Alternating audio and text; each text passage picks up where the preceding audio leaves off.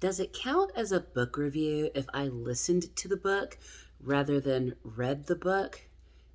Adulthood, man. I love to read, obviously, but Homegirl doesn't have time to always read all the things because adulthood is busy. You might hear my puppers in the background on this one. He is on the floor living his best life with his stuffed ducky. And you know what? I'm just not going to get in the way of that. So let's get into it. Hey friends, it's me, the Ebony Otaku, the well-rounded nerd. Today I'm going to be talking about the novel, which did get made into a movie, Memoirs of a Geisha by Arthur Golden. And I have to give extra credit to Elena Erica Davis, who was the narrator. I knew nothing about this particular novel until the movie came out. How did I miss it? I don't know. And I debated if I was ever going to talk about it because Arthur Golden is not an Asian author. However, it is a women's story out of Japan, starring three Chinese actresses in the movie. But I think it's still an important story. And it's interesting to feel, experience, I'm trying to find the right word, that male perspective into a women's story. I do recall when the book first became super popular after, when the movie was coming out, that there was a lot of talk about a particular point in the story, the Mizuage ceremony, and whether or not that was a real thing, and if the portrayal of geisha was accurate. And so that got me interested because geisha are a fascinating subject. There's something super mysterious to the Western world, and not even to the Western world, even in the land where they hail from. They're not a part of everyone's daily cultural experience, and then also this being set in and around World War II made it even more interesting. So there's a lot happening in this story. So spoiler warning, and I guess small trigger warning, we are going to talk about a couple of things in here that are of a sensitive nature, but nothing too terrible. I wouldn't let a 6-year-old listen to this review. But anywho, before we get into it, just remember, I'm still trying to, become somewhat of a YouTuber. Get me to 500. I promise you, I have lots of wonderful nerdy things. And when I get to 500 across the Twitters, the Instagrams, and the YouTubes, and you have a US address, all you gotta do is subscribe, follow, nerdy drawing. Please. Okay, so let's get into it. So this is a really interesting tale. And as always, when it comes to any type of historical fiction, you want to have a grounding in the truth of the history. Good fiction is grounded in reality. If it's not, the reader cannot connect with the characters, the setting, the action. None of that will have the emotional draw that you want good literature to have. I'm actually glad that I chose to experience this one through the audiobook. Oop, that was upside down. Through the audiobook. Yeah, it's on CD. Yeah, come for me. But tells you how old I am. I'm glad because this is one of those stories that is better being told, in my opinion. It's a good telling. We'll talk about the movie another day, but today is all about the actual novel. It starts out with two young girls who are very average. I guess you would say they were on the lower end of the caste system in Japan. Father is a poor fisherman. Mom is sick with what they believe is bone cancer. Mom's about to die, and dad has nothing to bury her with. And in a lot of Asian cultures, there are, three important things that happen in your life: birth, marriage, death. Those are the three most important days. And I think that's true in a lot of cultures. And this poor fisherman doesn't have anything to bury his wife with. Everyone knows she's going to die. And it's suggested to him that he sell off his daughters. And he does. Now, that's the short version of what happened, and this is all about that scene setting. I've reviewed a lot of movies and books that take place in settings that are so far apart from life that I've experienced. I have never been in a situation where I am so poor that my source of income might literally be the bodies of my children. I can't imagine that. Middle class morality says to me, this is completely wrong, unconscionable. How could you do this? And then the compassionate side of me says, well, maybe he thinks because he's a poor fisherman, his wife has died, his children have no mother now, perhaps, maybe, just maybe, if I send them somewhere else, they could end up with a better life because I can't give them anything. We don't really get into the head of the parents too much. All we are really following is the experiences and perspectives of these girls. And both are reasonably attractive, apparently, which matters for where they're going in life. But one of them has eyes of a kind that are rarely seen in Japan. They were a grayish blue, almost like water. And in our young protagonist personality, water is a great symbol because water makes a way. Where there is no way, water will carve a path. It was water that created the Grand Canyon. It's water that brings the monsoons. It's water that floods the basins and makes the crops grow. Water does all of that. And water can't be stopped. Water can't be stifled. You can try to put up a dam, but water can climb over it and make it to wherever water wants to go. And that's our young protagonist. She doesn't know she's that way yet, but she's going to be put into circumstances that are going to test that. So skip ahead because the real meat of the story is all about the geisha life. Let's go back to Kyoto and the heyday of the geisha. What is a geisha? A geisha is literally a living, breathing piece of art. And geisha are not prostitutes. That is a clear delineation that has to be made. And no one's down in prostitutes. It's the world's oldest profession. Get your coins. I'm a Southern Baptist girl. It's not a profession I choose for myself, but I'm also not in a society where that might be the only option I have to make a living. So get your coins, ladies. Get your coins. But a geisha ties her obi in the back. If you've ever seen a kimono, a real traditional kimono, it's got layers. I watched a few videos of ladies putting on real kimonos, of geisha dressing in kimono, and it's a process.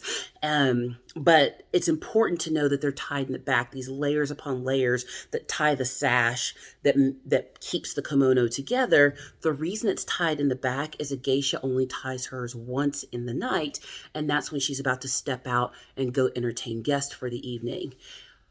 The prostitute or the courtesan, on the other hand, they don't have that elaborate sash. Their kimono is looser and it's tied in the front because it's meant to be taken on and off several times in an evening. Very distinct professions. Our young protagonist has a unique beauty, and the owner of a geisha house sees that unique beauty and decides to purchase her and possibly train her up to be a geisha. Her sister, however, is sold into a house of prostitution in Kyoto. And Kyoto, back in the day, and I don't know if it's true now because I don't know as much about modern Japan as I do old Japan, unfortunately, because history books are fun. But in the Hanamachi area district of Kyoto, there were many geisha houses, houses of art. There were many houses of, I don't want to say ill repute because that's not really the way it's looked at. Houses of nighttime fun. There we go. There were many of these. It was the red light district. It was the entertainment district, but it's hard to describe it in Western U.S. modern 2021 terms. Now, would I be cool with my husband going out and hanging out with, I don't have a husband, but if I have one, would I be cool with him going out and hanging out with a whole bunch of girls entertaining him all night?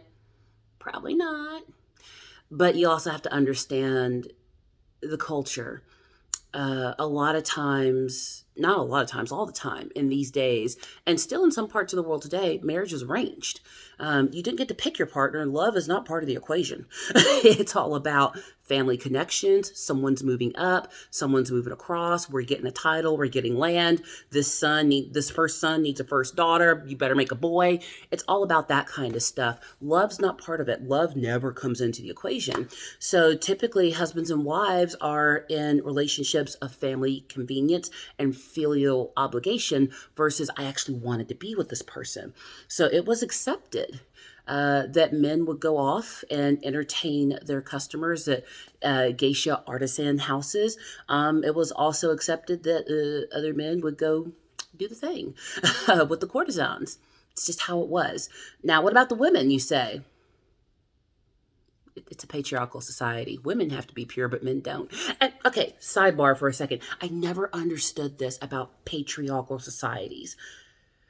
If the women's purity is so important and the men don't have to be pure and they're allowed to go out and do the thing, who are they doing the thing with? I'm talking about patriarchal, heteronormative societies. Women got to be pure, men don't, but who are they going to be impure with?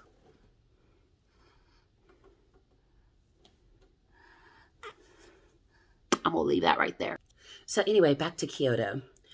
Our young protagonist is taken in by this geisha house, and they change her name. Notice I haven't said her name yet because her original name is only said like twice in the book. Because they look at her, they see the water in her spirit, and the owner of this okiya, this geisha home, renames her Sayuri. And Sayuri becomes our main character of focus. And her job now is to train up to become a geisha earning money for this particular okiya. There's another young girl, same age, who's been brought there. Her name is Pumpkin, and she comforts Sayuri because, you be you. Think about it. You're a kid, 10, 11 years old, and you're taken away from your home. Mother's died, father sold you,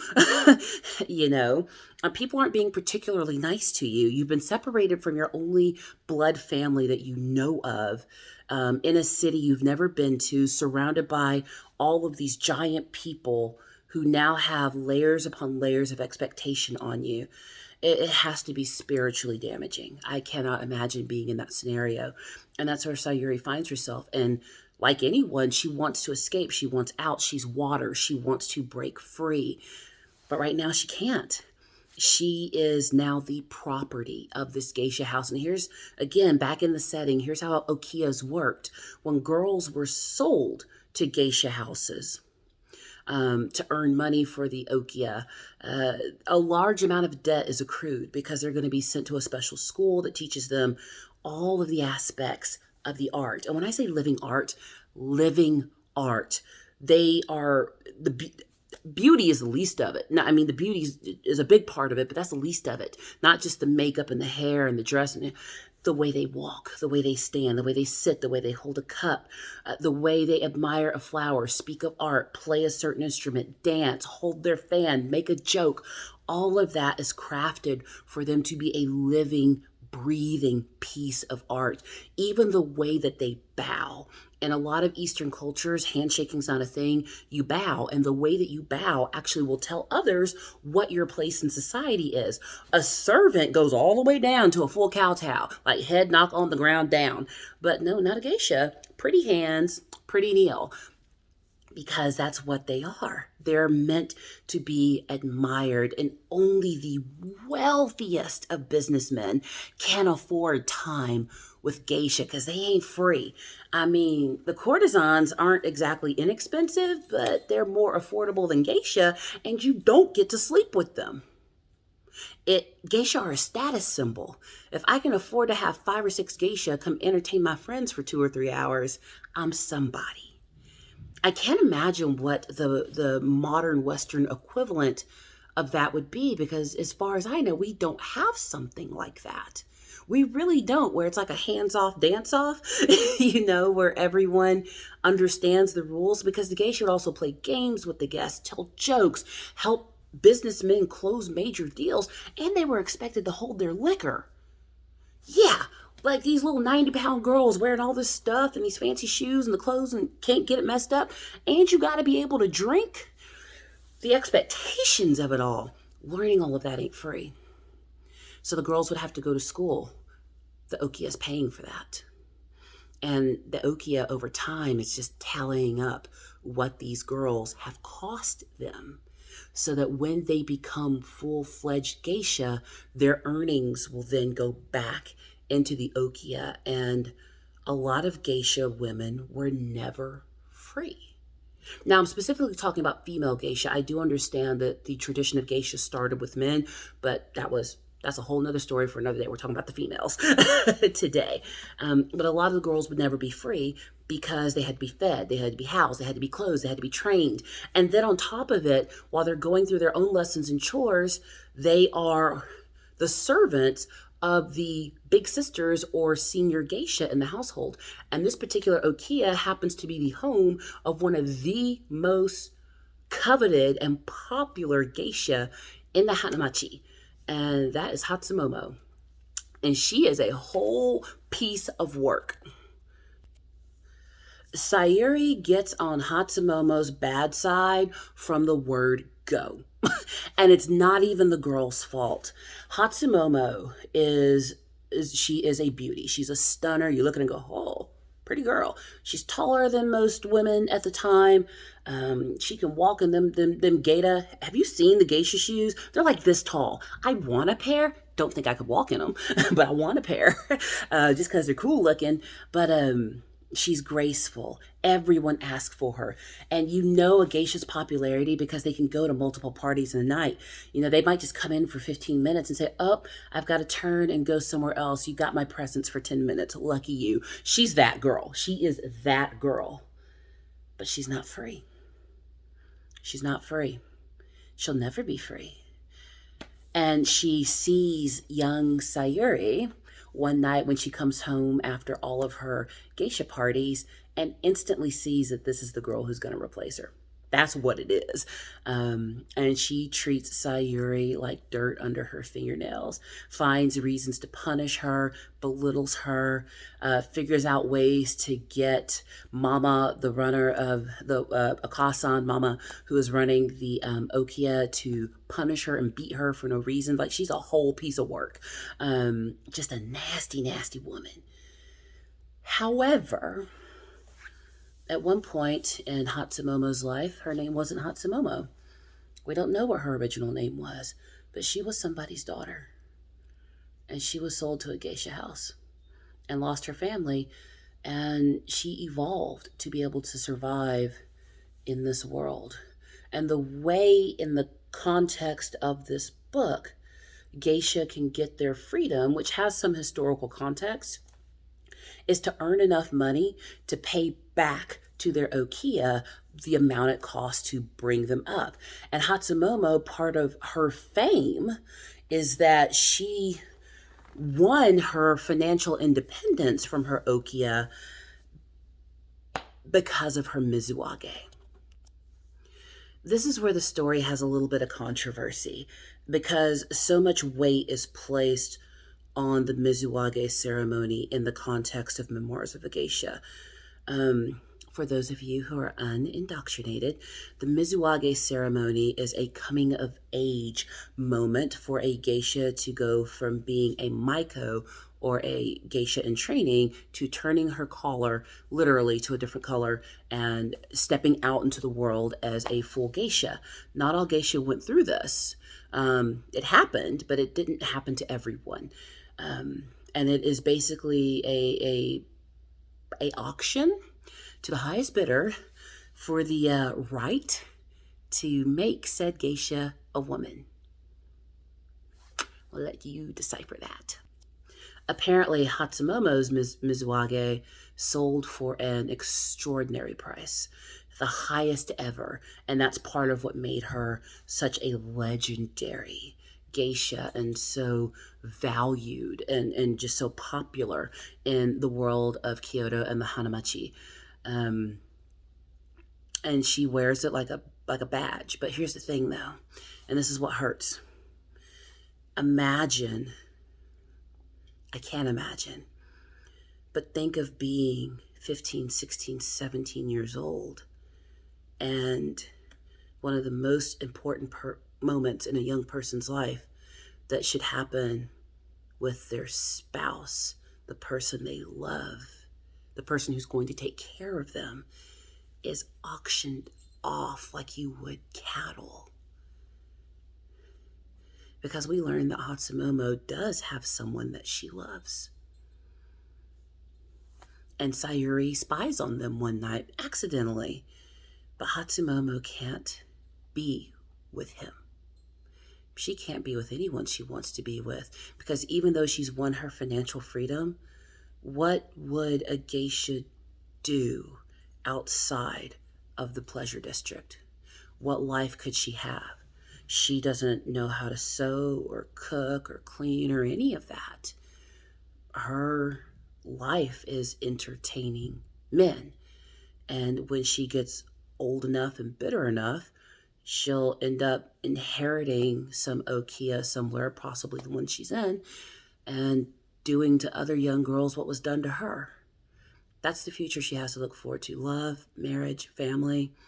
It's not an option. But what's ironic is, even if she hadn't been given to an okia, sold as a child, she may never have had that anyway, because she's in a society where her marriage would have been decided for her. So she's kind of trapped in a fantasy. She's a girl in between worlds. The world she wished she could have been a part of and just been a normal wife, mother, teenager, whatever. And then she's a geisha. And being a geisha comes with rules. But Hatsumomo is a whole rule breaker. Now, there's one more geisha that's central to the story, and that is Mameha. Mameha is it. Okay, Hatsumomo, she fine. But Mameha is a quiet beauty. She's got grace just oozing out of her. She's that geisha that not only has her financial freedom, she's independent of an okia. She is on her own. She's done better than Hatsumomo. And she doesn't have to go to 15 parties a night. She can do 1, 2, skip a night. She'll be fine, because she's a rare specimen. Everything about her is perfect. Her conversation, the colors she chooses, the pins she puts in her hair, her playing is meticulous. Everything. She's everything Hatsumomo wishes she could be. And they're rivals. I mean, Hatsumomo has no problem dropping in to one of Mameha's parties and trying to steal guests away. But Mameha's above that. She's not that girl. She doesn't need to be that girl. She's that kind of strong beauty where she knows who she is and nobody's going to tell her otherwise. And she also won her financial freedom through her Mizuage ceremony. Now, these three women converge in Kyoto at the same time, existing together. Sayuri, who's been sold into a world that she didn't ask to be a part of. Hatsumomo, who is a successful geisha but bitter and mean and jealous and spiteful. And Mameha, who is the ultimate goal of a geisha, to be independent of some of the rules of the world because she is on her own and still successful and still protected because she has private benefactors that are supporting her. Sayuri gets caught in between the war of these two women. One night, drunkenly, Hatsumomo comes home with a beautiful kimono that nobody knows how she got. Well, they know how she got it, but I mean, it's just like, really? It comes from Mameha and tricks poor little Sayuri into destroying it. If you back into the historical part, if you've ever seen a real kimono, not those costumey things where it's like, oh, it's a bathrobe. No. That's not a kimono. A real kimono is $60, $70, $100,000 US. They are expensive because it's hand-woven silk, hand-dyed fabric, laid out to soak and dry multiple times, and then literally meticulously hand-painted with beautiful scenes by artisans who have passed down their craft from generation to generation. A real kimono is serious business. It's multiple layers. I mean, you got your undergarments, underwear, the obi, the sash. I mean, it's a whole thing. It is a thing. It takes like 2 hours to put the darn thing on. There's actually a job in the world of the geisha of men whose job it is to help finish the last tying of the sash because it takes so much work. There are men, and the reason it's men is because to get it tight, you need a man's strength because it's a whole thing. But they'll visit 15 geisha in an evening, finishing off the last part of tying the obi to get them in there correctly. That's a whole job, you know. But poor little Sayuri is tricked into ruining $100,000 piece of dress. Now it didn't cost that then, but just put it in today's terms. Um, and of course, Sayuri is punished in her own house when it's discovered because Hatsumomo blames it on Sayuri. She's like, "Oh, it was her." So they get poor little Sayuri to deliver the damaged goods, and Mameha catches her in the moment she's trying to leave the damaged kimono. And when Sayuri is delivered by Mameha's maid, of course, her Okasan, the mother of the geisha house, takes her in and starts beating her. And of course, grandma's got to get in on the action and beat her too. And when we say mother and grandmother, they're not like related to these. They're just the seniority positions, like the geisha who were geisha past, who run the okia. Makes sense? Okay, good. We're there. And Sayuri rats out Hatsumomo. You know what? I would have ratted her out too. She made me do it. And not only did she rat her out about the kimono, she ratted her out about that boy. She ratted her out about that boy. Yeah. Yeah. Now, Hatsumomo being Hatsumomo doesn't take that very well. But Hatsumomo is equally punished to Sayuri for what's happened because Okasan knows that Hatsumomo is into it. Now, Sayuri rats her out later about the young man, but she does rat her out as this is the one who made me do it. The problem is Hatsumomo's punishment, even though it's equal, it's different. It's her punishment is like, sending a kid to their room and taking away their phone, basically. And poor little Sayuri gets beat to a pulp. But Hatsumomo's is coming. You wait for it. But Mameha's wiser than all of them put together. And she's really going to stick it to Hatsumomo. Because when she saw Sayuri delivering that kimono back, she realized there's something special about this girl. And I'm going to help her win her freedom and stick it to Hatsumomo. Sayuri's been having a rough time while all of this is happening. She's tried to run away several times. Her sister has tried to run away with her. Sister made it away, which if I was a sister, I would have ran away too because sister got sold to the prostitution house. I'd have been gone too. I'd have really figured out how to get out of there. But she left Sayuri. Sayuri couldn't meet her in time for their big escape. And so Sayuri is actually pulled out of geisha training and just turned into a house servant. Lower than the lowest in the house, never to be trained up. And Hatsumomo is just delighted at this. And so Sayuri grows from being this gangly little house servant. She actually grows into be a beautiful young woman. But she's not being trained to be a geisha at all. However, one day, remembering the little girl who destroyed the kimono, Mameha shows up at the okia when Sayuri's older and makes a deal with Okasan that I'll cover the cost of her becoming a geisha. Even though she's older now and she hadn't been to class in a long, long time, I'll cover the cost. And I'll even, I'll forget about that $100,000 kimono that she destroyed, but really Hatsumomo destroyed. I'll let that slide. I'll let it slide. We're gonna make a bet. I'm gonna bet you X amount of yen that I can't calculate that we're gonna get this girl free from you. Yeah, on her debut, she's gonna pull it in. And always being about profit, Okasan's like, okay, if you want to bet that large amount of money that you can turn our slave girl into a geisha, it's your money, whatever, do it. Fast forward, you know what's going to happen. Montage, montage, montage. Sayuri becomes a geisha. Mameha trains her personally, so she gets a lot of one-on-one attention. And as a 16, 17-year-old, she's back in class with 11-year-olds learning how to dance and hold the fan. But she does well. Part of the reason she does well is she has the striking eyes of a kind that are rarely seen in Japan. But being associated with Mameha even gives her an edge.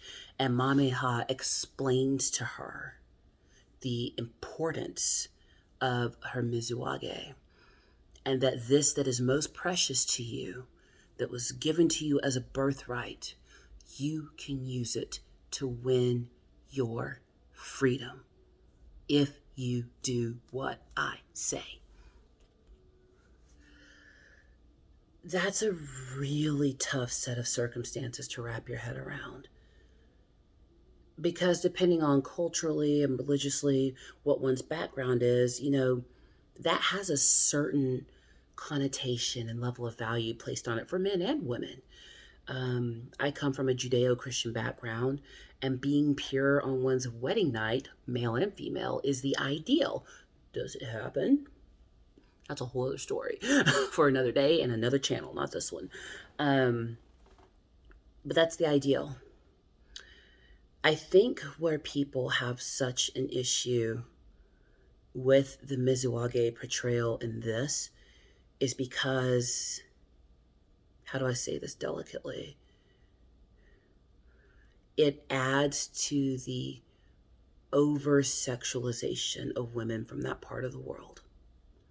And I say that as, a Black woman who feels that from another angle sometimes. There is a societal ideal, no matter where you are on the planet, of what beauty should be. How large or tall or thin or straight your teeth, whatever it is, light or dark your skin, how big your lips are, and other things. There's an ideal of beauty in most cultures and ethnicities out there. And when West met East, and also when West met Africa, and then later our Latin brothers and sisters, there was a type of beauty that wasn't seen in Europe. I know with African descended women, and I can't talk about African women because I'm not African, I'm American, I'm Black, but I know that we are often portrayed as needing to be very curvaceous and having this kind of in your face beauty, that our beauty is meant to be shown and exploited in overly sexual ways, because our bodies are just built that way, and that is okay in terms of society, because there is this tribal aesthetic that people place on dark-skinned men and women. I'm not agreeing or disagreeing with it, I'm just telling you what is.